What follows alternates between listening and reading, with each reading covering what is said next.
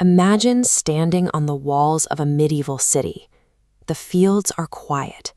Then, a single rider arrives, breathless and terrified, carrying news that seems impossible. A Mongol army is approaching. Panic spreads through the streets. Merchants pack their goods, and families prepare to flee before the horizon fills with smoke. The city's defenders look to their commanders for reassurance, but even the generals appear uncertain. They have all heard the stories: entire kingdoms destroyed and massive armies defeated by a force that refuses to play by the established rules. Because their reputation for absolute destruction often arrived first, the Mongols were able to achieve victory before the fighting even began. They transformed the memory of previous conquests into a weapon of psychological surrender. On paper, these cities held every advantage. They possessed wealthier civilizations, stronger fortifications, and armies that often significantly outnumbered the invaders. Yet the Mongol forces consistently overcame these odds. They operated thousands of miles from their homeland, striking deep into enemy territory where they were consistently outnumbered by local defenders.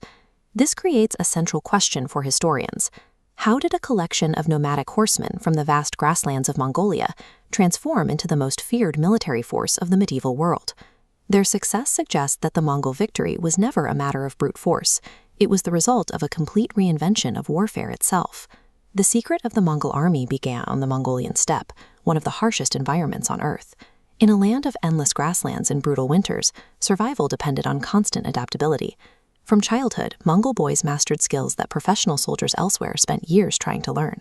They learned to ride horses almost before they could walk, while hunting and navigating difficult terrain taught them a level of endurance and precision that would become their greatest advantage.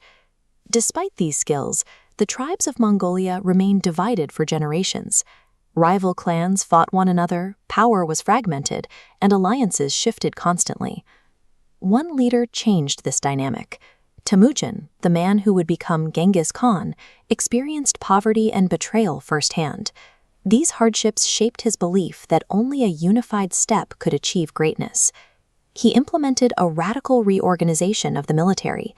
He replaced noble birthrights with a strict chain of command based on merit. Ability and loyalty mattered more than social status, allowing capable leaders to rise through the ranks based on their performance. By taking an entire culture conditioned for survival and organizing it under a merit-based system, the Mongols created a military machine of extraordinary efficiency. Before launching any campaign, the Mongols gathered information relentlessly.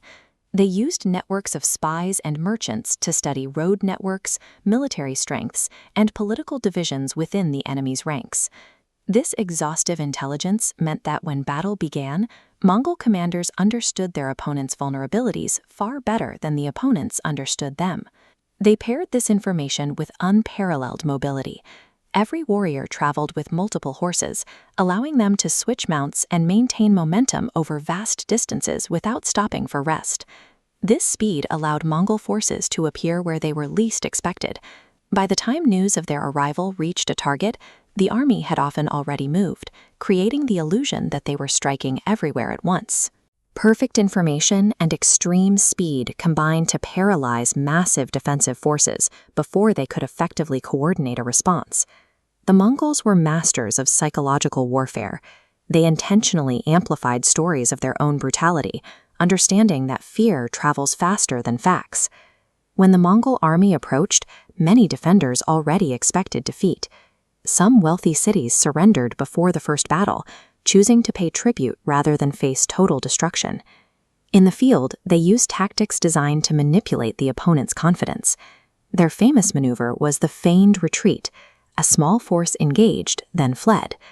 Believing victory imminent, the enemy pursued, scattering their formations.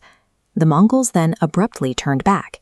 Hidden flanking units emerged to encircle the disorganized pursuers, turning a perceived victory into a slaughter.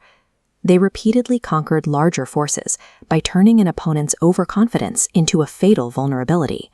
They didn't just fight the enemy's soldiers, they fought the enemy's mind. The reach of the Mongol conquests forced military leaders across the globe to reconsider the nature of warfare. Ancient strategies were suddenly rendered obsolete by a force that prioritized movement over mass. Their methods proved that speed and intelligence could systematically dismantle an army relying on sheer numbers. This shift in thinking would influence military strategy long after the Mongol Empire declined. The principles of mobility, adaptability, and psychological manipulation remain central to modern military planning.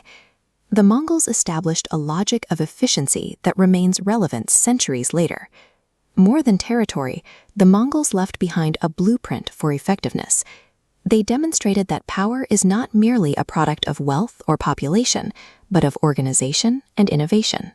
This innovative system eventually produced the largest continuous land empire the world has ever seen, connecting distant regions of the globe for the first time.